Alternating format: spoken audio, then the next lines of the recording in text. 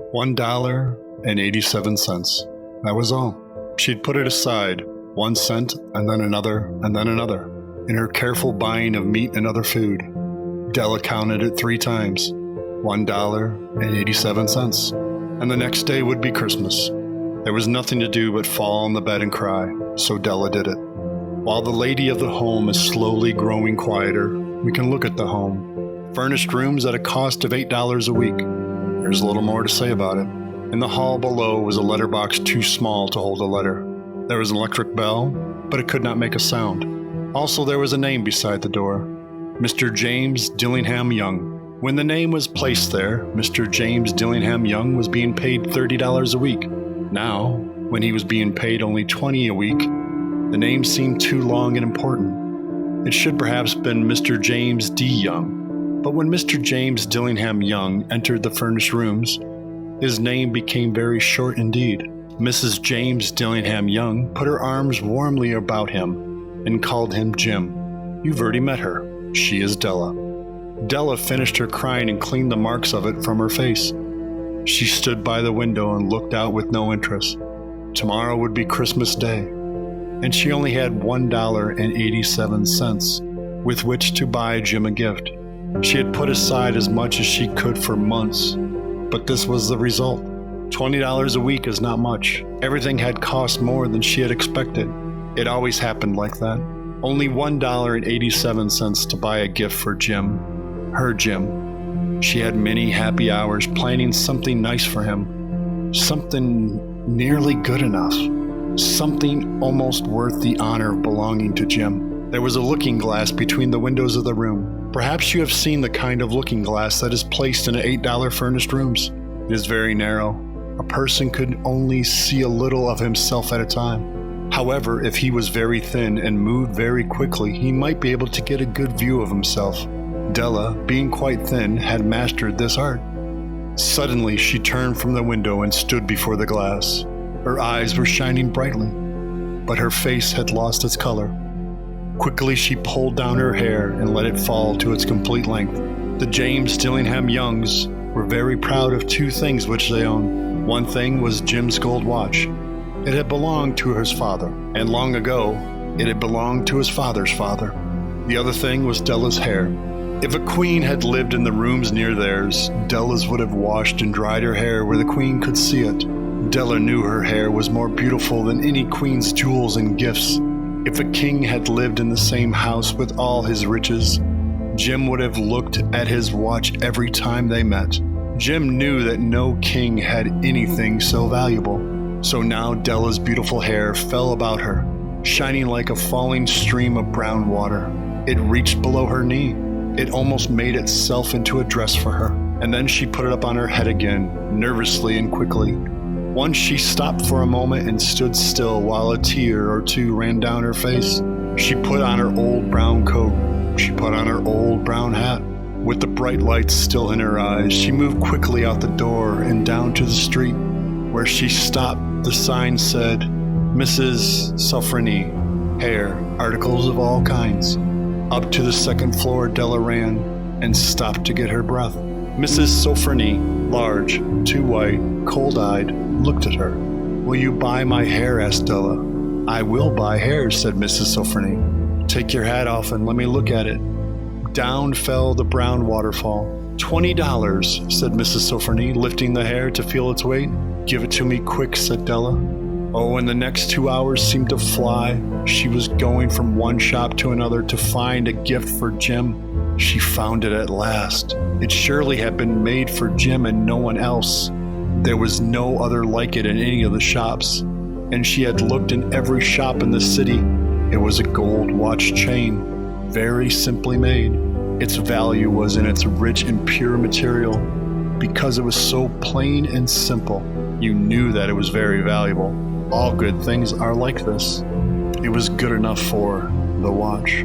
As soon as she saw it, she knew that Jim must have it.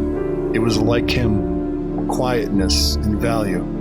Jim and the chain both had quietness and value. She paid $21 for it, and she hurried home with the chain and 87 cents. With the chain on his watch, Jim could look at his watch and learn the time anywhere he might be. Though the watch was so fine, it never had a fine chain. He sometimes took it out and looked at it only when no one could see him do it. When Della arrived home, her mind quieted a little. She began to think more reasonably. She started to try to cover the sad marks of what she had done. Love and large-hearted giving, when added together, can leave deep marks. It is never easy to cover these marks, dear friends, never easy. Within 40 minutes, her head looked a little better. With her short hair, she looked wonderfully like a schoolboy. She stood at the looking glass for a long time. If Jim doesn't kill me, she said to herself, before he looks at me a second time, he'll say I look like a girl who sings and dances for money. But what could I do? Oh, what could I do with $1.87? At 7, Jim's dinner was ready for him. Jim was never late. Della held the watch chain in her hand and sat near the door where he always entered. Then she heard his steps in the hall, and her face lost color for a moment. She often said little prayers quietly about simple everyday things, and now she said, "Please, God, make him think I'm still pretty." The door opened and Jim stepped in. He looked very thin and was not smiling. Poor fellow, he was only 22, and with a family to take care of. He needed a new coat and had nothing to cover his cold hands. Jim stopped inside the door. He was quiet as a hunting dog when it was near its bird. His eyes looked strangely at Della, and there was an expression in them that she could not understand. It filled her with fear. It was not anger, nor surprise, nor anything she had been ready for. He simply looked at her with that strange expression on his face. Della went up to him. "Jim, dear," she cried, "don't look at me like that. I had my hair cut off and sold it. I couldn't live through Christmas without giving you a gift. My hair will grow again. You won't care, will you? My hair grows very fast. It's Christmas, Jim. Let's be happy. You don't know what a beautiful, nice gift I got for you." "You cut off your hair?" Jim asked slowly. He seemed to labor to understand what had happened. He seemed not to feel sure he knew. "Cut it off and sold it," said Della. "Do you like me now? I'm me, Jim. I'm the same without my hair." Jim looked around the room.